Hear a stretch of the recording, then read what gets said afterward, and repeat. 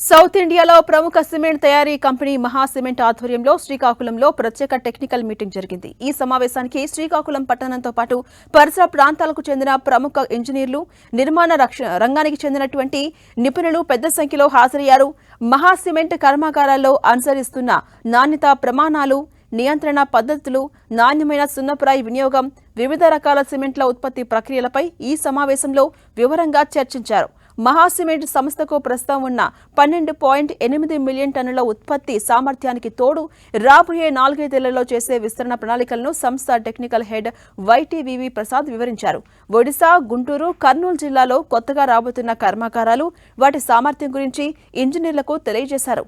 నిర్మాణ రంగంలో సాధారణంగా కనిపించే పగుళ్ల సమస్యలకు గల కారణాలు, వాటిని సిమెంట్తో మాత్రమే సరిపోల్చకుండా ఇతర కారణాలను కూడా విశ్లేషించారు. హాజరైన ఇంజనీర్లు తమకు ఉన్న పలు సాంకేతిక సందేహాలను మహా సిమెంట్ ప్రతినిధులను అడిగి తెలుసుకున్నారు. ఇక రాబోయే రోజుల్లో నిర్మాణ రంగంలో వచ్చే కొత్త పరిణామాలు, సాంకేతికతపై ఇటువంటి సమావేశాలు మరిన్ని నిర్వహిస్తామని, ఇంజనీర్స్తో భాగస్వామ్యమై అభివృద్ధి దిశగా అడుగులు వేస్తామని మహా సిమెంట్ టెక్నికల్ హెడ్ వైటీవీవీ ప్రసాద్ తెలిపారు. మహా సిమెంట్ ఏర్పాటు చేసిన ఈ మీటింగ్ యువ ఇంజనీర్స్ కు ఎంతగానో ఉపయోగపడుతుందని లైసెన్స్డ్ ఇంజనీర్స్ రాష్ట్ర అధ్యక్షులు ముని శ్రీనివాసరావు తెలిపారు.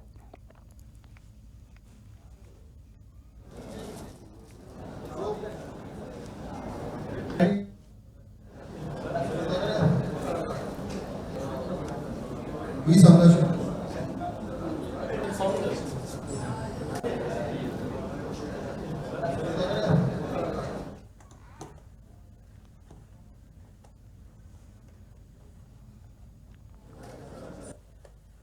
ఇక్కడ శ్రీకాకుళంలో టెక్నికల్ మీటింగ్ ఏర్పాటు చేయడం జరిగింది.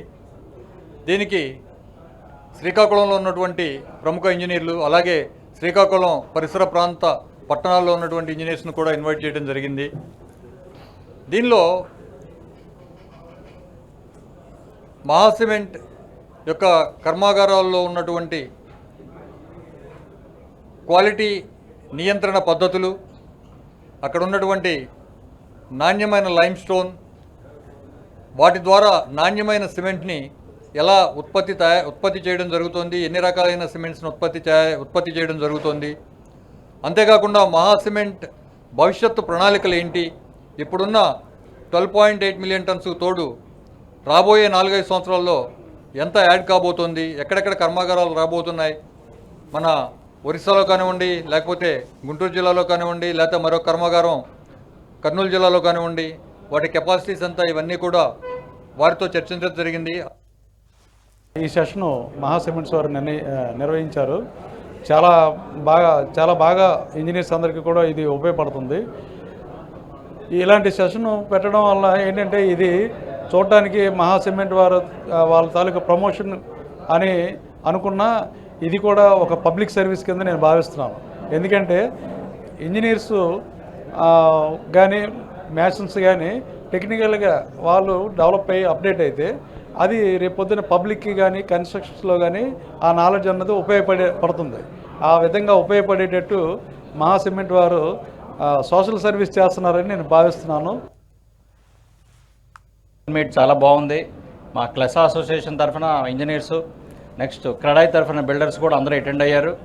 వీరందరూ కూడా ఈ టెక్నికల్ సెమినార్ మూలన చాలా నాలెడ్జ్ విజయవంతంగా జరిగింది. నాలెడ్జ్ కూడా మంచి షేరింగ్ అయింది. ఇలాంటి టెక్నికల్ సెమినార్స్ కనీసం 3 మంత్స్కి ఒకసారి పెడితే వాళ్ళకు కూడా బిజినెస్ పరంగా ఇంప్రూవ్మెంట్ ఉంటుంది. అలాగే ఇంజనీర్స్కి కూడా కొంత నాలెడ్జ్ కూడా గెయిన్ అవుతుంది. ఇలాంటి కార్యక్రమం పెట్టి చాలా విజయవంతంగా కంప్లీట్ చేశారు.